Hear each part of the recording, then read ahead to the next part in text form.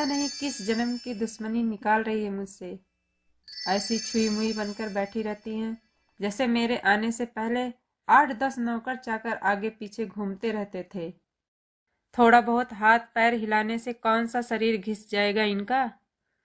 सब कुछ मेरे भरोसे छोड़कर बैठ जाएंगी। बाहर से थक कर आओ और फिर घर में आते ही रसोई में लग जाओ।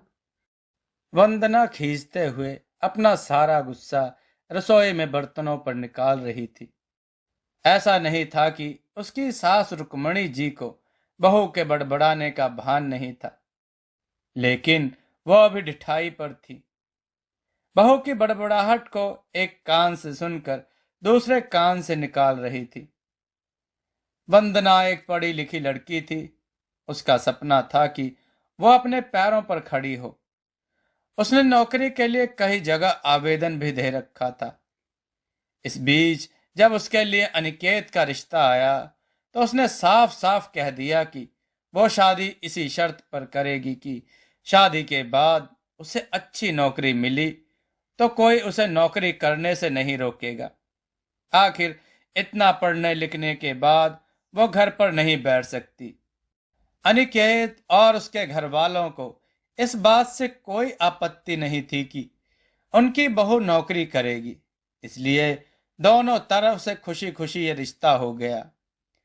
शादी के कुछ दिनों बाद ही वंदना का ज्वाइनिंग लेटर आ गया।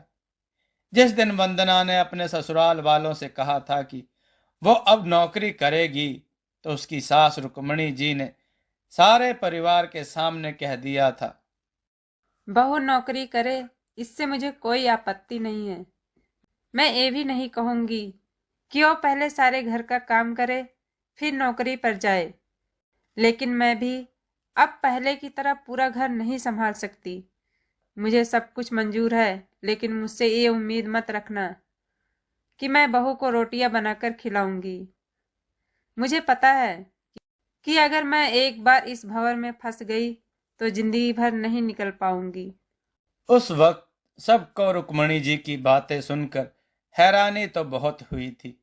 उनके पति ने तो यह भी कहा था कि मुझे नहीं पता कि मेरी सीधी सरल पत्नी भी सास बनते ही अपना रूप बदल लेगी।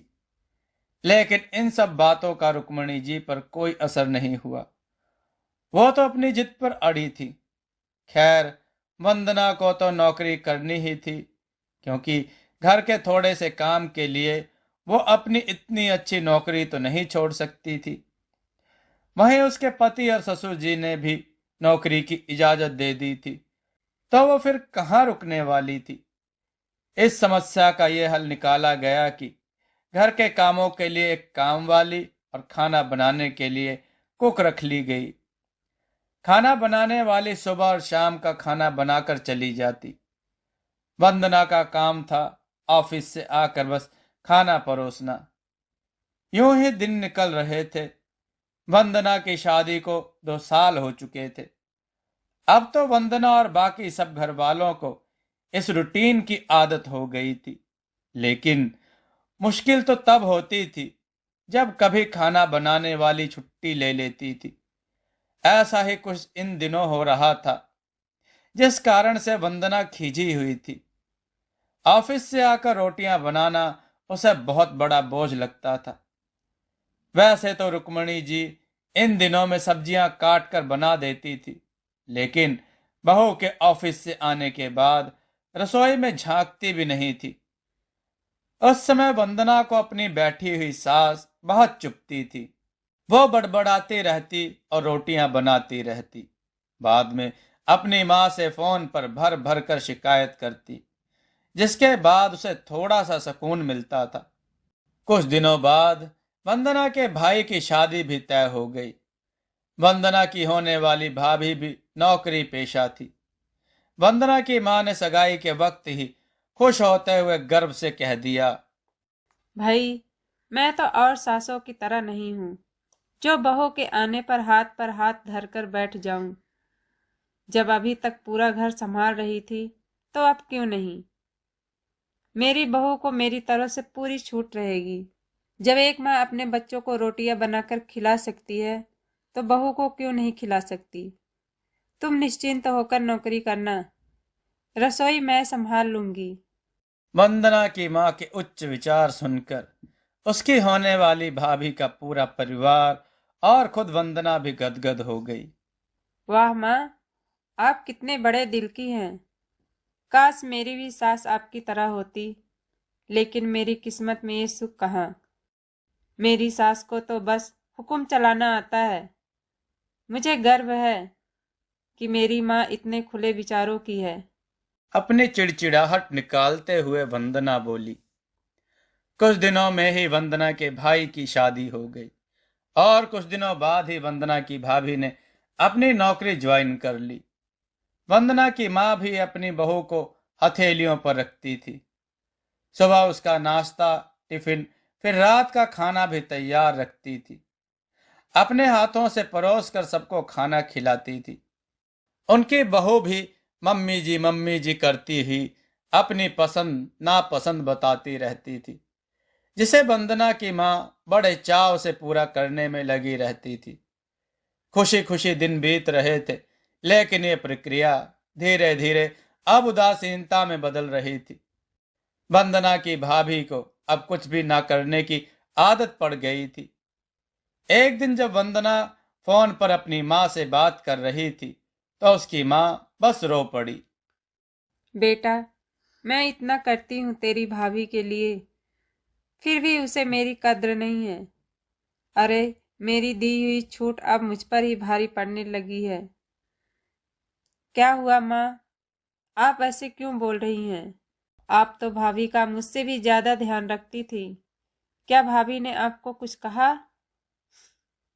वंदना बेचैन होते हुए पूछने लगी। कुछ क्या बेटा, अब तो सब कुछ वो मुझे ही कहती है। ऑफिस से आने के बाद एक गिलास पानी के लिए भी मुझे आवाज देती है।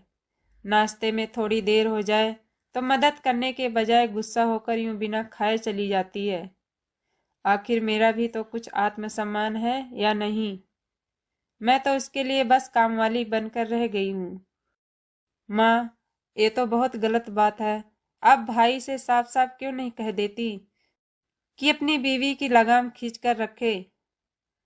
आप माँ हैं, कोई नौकरानी नहीं। भाभी नौकरी करती हैं, इसका मतलब ये नहीं कि आप पर हुक्म चलाएंगी। गरजते हुए वंदना बोली। किस मुंह से कहूँ बेटा? पहले तो खुद मैंने ही आगे बढ़कर कुल्हाड़ी पर अपना पैर दे मारा, फिर शिकायत किससे करूं?